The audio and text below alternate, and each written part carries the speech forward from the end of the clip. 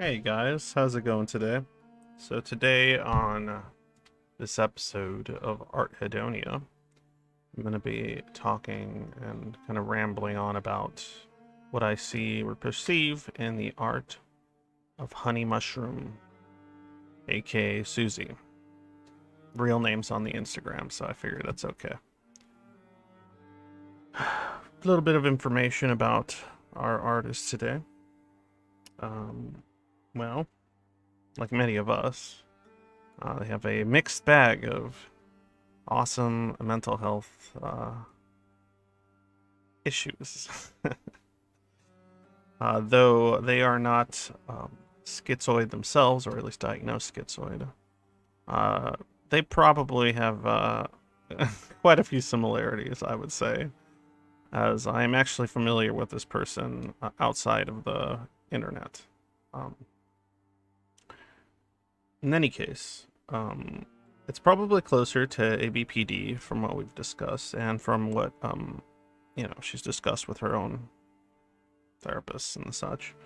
But definitely a nice little mix of PTSD and a bit of autistic thinking and ADHD. So things can get a little wild when you have a few comorbids sticking around.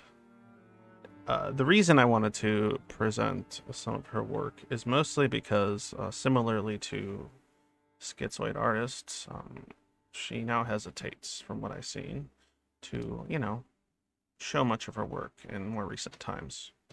And so this is actually probably the first thing she's done or had done in which she's publicly showing some of her work or things. Um, she did have an Instagram, which I'll show at a later portion of the video, but it's been somewhat abandoned by her for a variety of reasons um, associated to some of these, issues. And some of these issues are very familiar to us Zoids. So, and some of the problems that come with being an artist and wanting to display your work publicly, be it issues of rejection or issues of others not understanding it or interpreting it in ways that are intrusive or uncomfortable. What have you.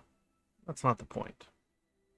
Um, Honey Mushroom has a statement she wanted me to read, and I shall read it. She has told me the following. Art is my coping mechanism. I put all my chaotic mind garbage into it. A lot of it is unfinished for now because I am a dysregulated mess most of the time. I hope you enjoy. Love, Honey. So there we go. A statement directly from the artist. According to her, she's fine with whatever I say pertaining to the work and what I perceive or what I see in relation to what I understand about, mental health or what I've experienced or just art itself. Um, at times I might not say much, but I just want you guys to kind of enjoy some of her work, and then I'll proceed to tell you a little bit more after that. As you've already seen and are aware, this is the first piece. I'm going to stretch this out a little bit so we can get a better look. There we go. Nice and close. See, I like work like this. You see a touch of chaos, blade, a passive cold rage. This is what it reminds me of. I'm not entirely sure what this on the sides is, but it looks something like something is gripping. Almost looks like fingers. Or could it be a cloak? The blade is used and worn. And inside its mouth. Worn out of use, out of time. Has it rusted? It's unknown. The hair is long. Face, some aspects of traditional beauty.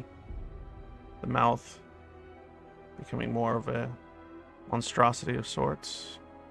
Body here unfinished. The right eye darkened. The left eye seemingly untouched by whatever corruption has infested the rest of this specimen. God, I love these teeth. These are familiar teeth in my mind. Teeth that I've also possessed at certain points in my life.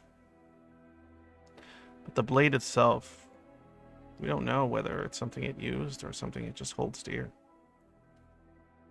Very interesting. Let's go to the next one. And if at any point you want to look at it further, just pause the video, check it out. Here we get a little two-way street.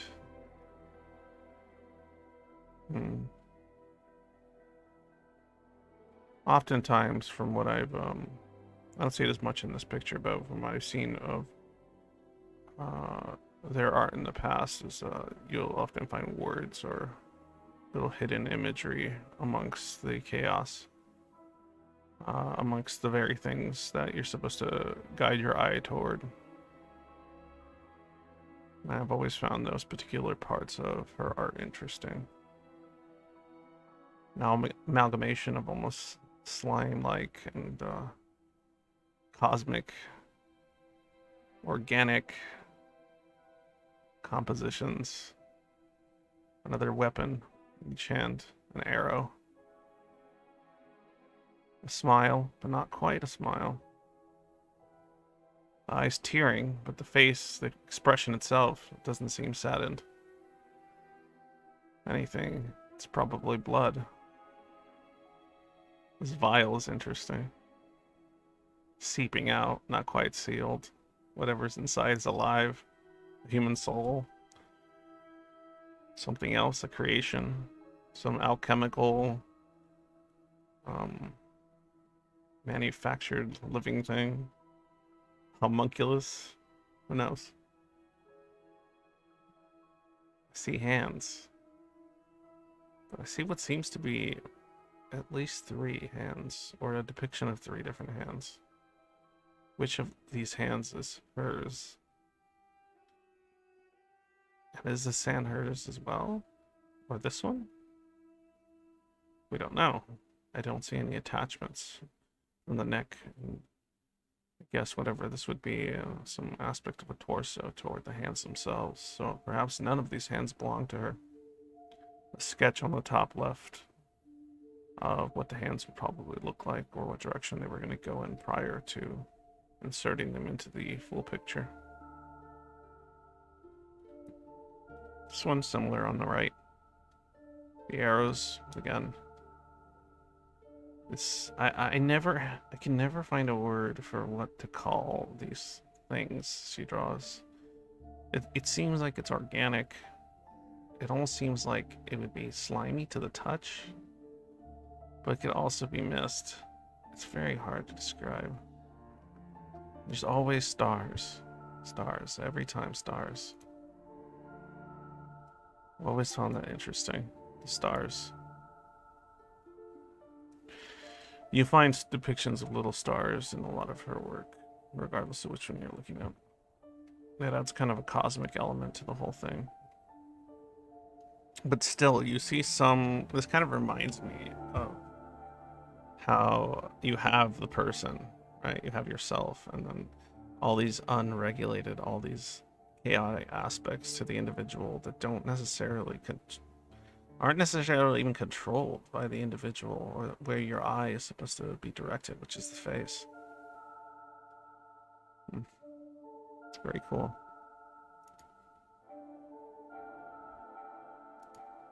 Very cool.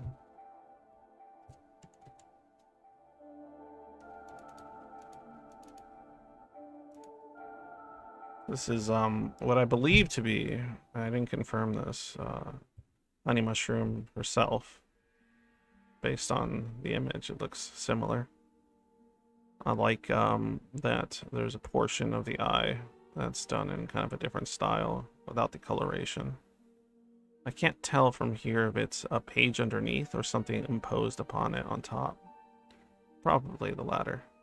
Tough puppies, it states. I died. Tough cookie. Oftentimes, her art, from what I've seen so far and can tell, has these kind of childlike terms and phrases, uh, but with imagery that's far from childlike. Sometimes violent, sometimes strange, sometimes uncanny valley sort of stuff. But the writing is very, very simple, but to the point, and I've always kind of appreciated that. Almost like and this is, it might be a stretch, but almost like a stunted sort of nature in association to whatever trauma occurred in the past to the individual. But that's something familiar, I think, for a lot of us. There's probably something childlike about our pain or suffering. We tell ourselves things like we have to be tough puppies or tough cookie to get through the day. But yet, they died. And the smile again, the blood, the tears, these happy, happy eyes, and this somewhat smiling smile. But everything else just reeks of sadness. Here's a little bit closer. I can move this one around a bit. Oftentimes, you see these blank eyes in their work. As I mentioned prior, there's a lot of issues with disassociation and feelings of derealization that come with some of the sorrow associated to past trauma and the art it creates. These eyes are vacant, not present. Yet everything around her is so pretty. Lassos, chain, almost a broken chain, but with seemingly of living components, blood, hearts.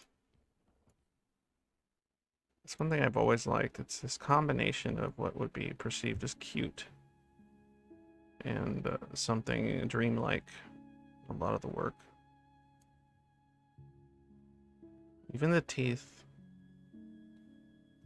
the expression is very childlike, very hurt.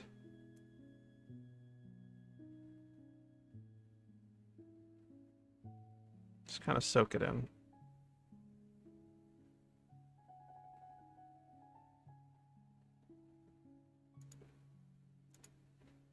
This one's interesting.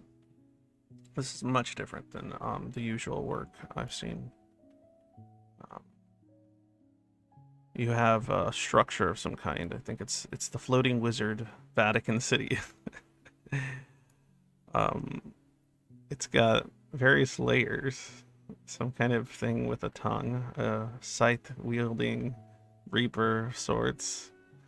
The size of the city and buildings is inconsistent, which I really like, even though the frame or the setup doesn't look like it's attempting to be any kind of optical illusion. It's just smaller. This building much larger. The people much smaller. Building's cramped. And here further still, it doesn't seem like it's distance. It feels like it's literally smaller. Here are the pipes with whatever little creatures or people work the machinery below. Something else below it. Forest-like, I'm not sure. A rock bed at the bottom, somehow supporting all this. Banners on the sides, which would imply that this would be visible on the outside. So, though this looks like it would be section of the underground, but this almost makes it look like all of this would be above Earth, like a floating island. Yet, we have people here and buildings here that would be. This is what I interested. The people are just as small on these above larger buildings, but the scale is strange. Like you have the small door, you have these large windows, and this huge building, and these ginormous windows here. Technically speaking, if you were to compare it to the size, so it almost looks like it would be unviable for these little people to live in some of these buildings, but not these. And this Reaper just sits, waits. And it has this kind of charming, wizard-like medieval sort of look here, but then it kind of alters. The style becomes more urban. We have trees cropping up on the left. It's very interesting. Here we go back to the more, the usual style for this artist. I didn't care about any of that stuff. And oftentimes there'll be notes and things on some of the unfinished work and things that she's trying to figure out. The whole world, I believe that's what it says there. Some menacing creature. Piece of meat or steak wrapped around this person's neck, or at least nuzzling against her. I'm not sure. Something floating out. The eyes again. Beautiful, but deadened. Smile disfigured, almost dissipating into a smoke. Good stuff. It's a little bit closer, a little more detailed. Again, you see these similar patterns of a melting face of sorts. And a frown, but not really a frown, and a smile, but not really a smile. The stars again. What you could say are flowers, but aren't quite flowers. I really enjoy the uncanny valley nature of a lot of the objects in their work. It's like you can't differentiate where the person or character begins and where these objects around them end. It all comprised of the same creature, the same being, and even the things, the extensions themselves. I'm unsure as to what they're actually supposed to be. They're not quite flowers, but they seem like they could be. They seem like they could be organic, or they seem like they could be completely, like, ethereal, smoky-like. Marvelous.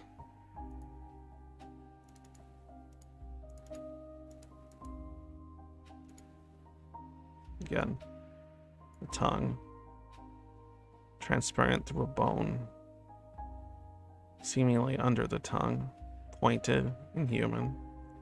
More eyes displayed below what would be the main eyes. And this is what I like too, is you have this third eye, you have all these other arrangements around it. Hair. Again, interestingly enough, the pizza slice over here, believed to be pepperonis. It looks like a pizza. And honestly, I've seen, and this could be ice cream. This is something that I've seen in some of the other pieces too. You gotta check out the Instagram, I'll show you. There'd be like depictions of like junk food and other things, maybe things that the artist or other people like them, attach themselves to cope, to deal with, snacks and yummy foods and fun things and cute stuff. That's what keeps your head together, turning into this chaotic mess that just melts into the background. I know that feeling. Scars left behind from previously opened eyes. I don't know. Eyes that don't look like they're even connected to the individual. Eyes that perhaps they wish would remain closed.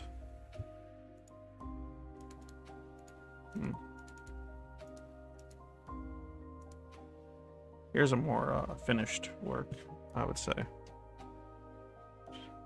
Honey Mushroom Art, I guess is the full name.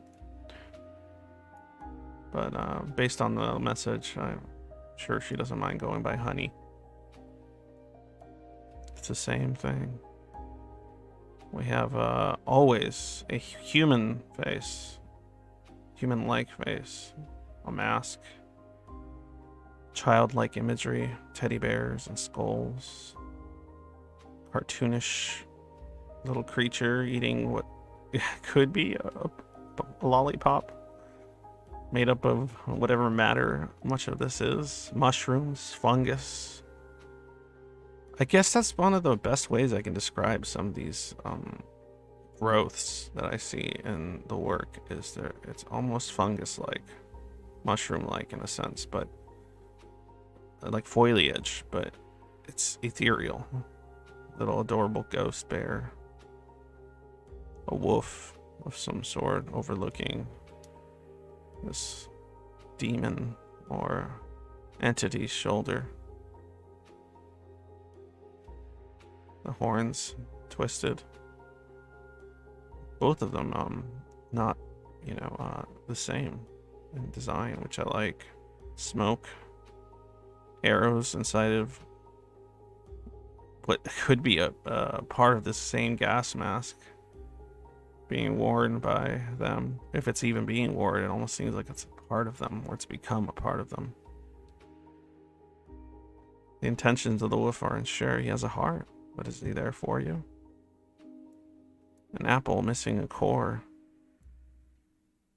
We all know about that, right? Apples missing cores. And if you look closely, there's tiny little people all over the place, which I find interesting. Kind of hidden throughout. You gotta pay attention though. Those blue eyes, just gorgeous blue eyes, staring at you with all this around it, all this living or undead seeming sometimes, like this little friendly skull here. You can't tell what's a threat or it isn't in whatever landscape this is. You couldn't even discern its size or scale. I like it quite a bit. This was something, from what I remember, that they did for more commercial purposes. I believe it was some work they did for someone. I'm not going to go into detail because I don't know if they want me to discuss that, but point is, you can tell like the mixture of their own style, the emptiness of space, a tiny little phone or something here, these cabbage-like again, plants or flowers, the stars always present, always present. Here, smoke, which then becomes a face. And I believe this was the face of the individual who commissioned the work. But nonetheless, just the contrast, I guess, between the more detailed and traditional beauty in the face and everything else around it, all the growth. It's very, in my opinion, representative of the human soul in that sense. How it doesn't really have any tangible shape. It doesn't have a material explanation. Or if you don't want to call it the soul, the consciousness. That's far more than the gray matter between your ears.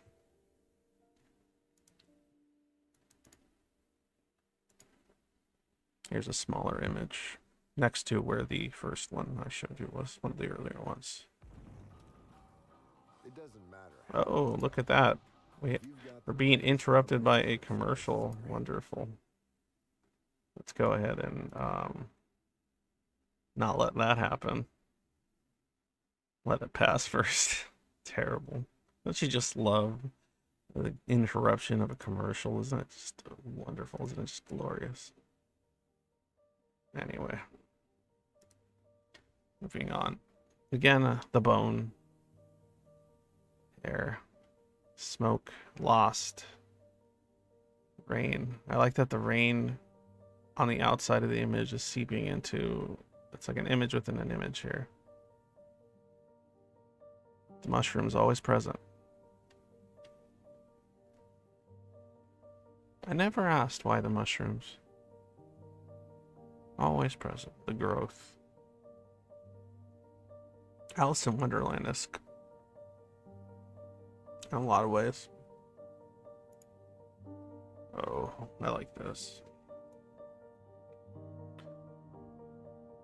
I have a wolf-like figure. Always the wolves. Like, a lot of the imagery reminds me of, like, childhood stories. Grimm's fairy tales. Things of that nature. Things you would have heard as a kid.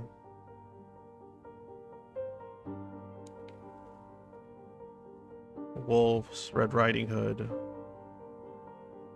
Magic, fairies. A hand. Bones. The crunching and crushing of bones by a predator. Growth, the cherries, the apples, the snow white apples. Agony, pain, eyes, a wolf above, the holding of a moon, the gripping of what is left. The hand itself, disconnected. Can't even be sure that it belongs to this very thing we're looking at. The body feminine, with the face inhuman. Perhaps how many of us feel at times. Stars, always the stars. Crowns. I've seen many crowns in this work and other works they produced. King, a princess. Very fable-like. Oh, this is where the chaos gets very real. What do we have? So much detail, so rich, so much lost in all the imagery. But your eye is still guided towards specific centers, like the skull, scythe, a reaper caught, a scroll gripped. Here we have something parallel to the other side, but not quite.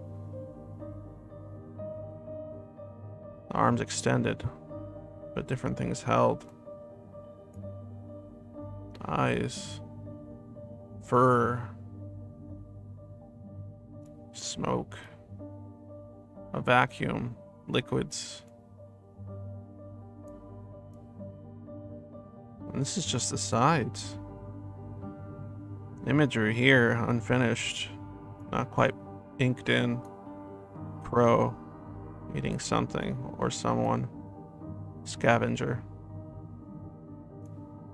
Heads on a plate, severed. By which means, I don't know.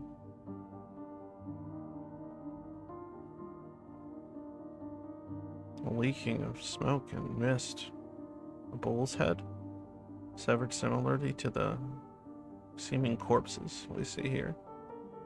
Consuming flesh, or more of this foliage?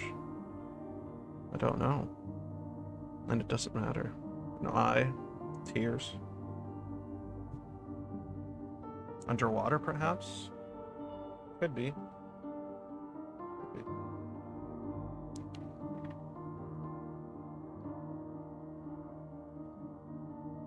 Just give it a moment to soak in.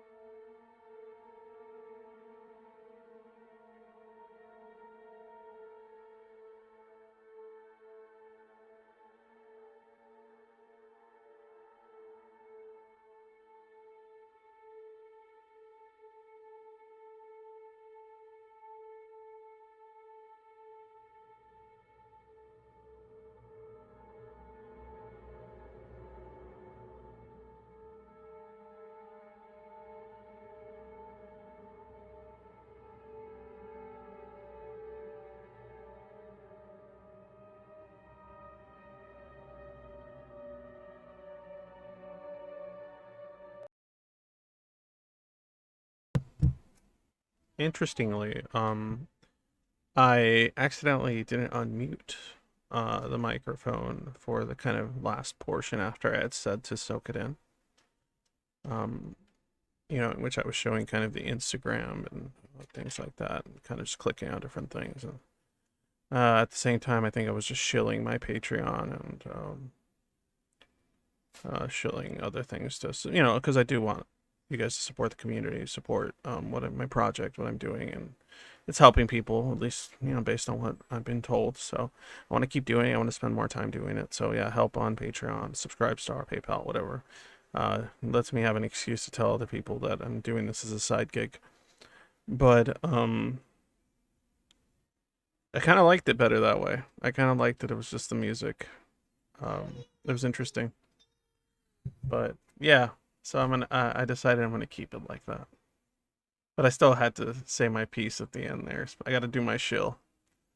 I gotta do that. But if you have other art, other things, if you're an artist or poet or whatever, it doesn't matter what kind of creative endeavor you have. If and you don't really publicly show it or hesitate to, or do but just want to show it to other Zoids or people like Zoids, talk to me on the Discord server. Hit me up there. You can email me as well. It's all in the about me. Contact me. If you only have one or two pieces, that's fine. I could just put them together eventually and turn it into some kind of compilation. I'll figure it out. But in any case, contact me. Hit me up. I don't care. You won't be bothering me. This helps. It's like to try to do another of these Art Hedonia sort of little episodes or whatever you want to call them. Um, Also, remember if you do join the Patreon, it lets you get into a specific part of the server that you can kind of drop suggestions for me.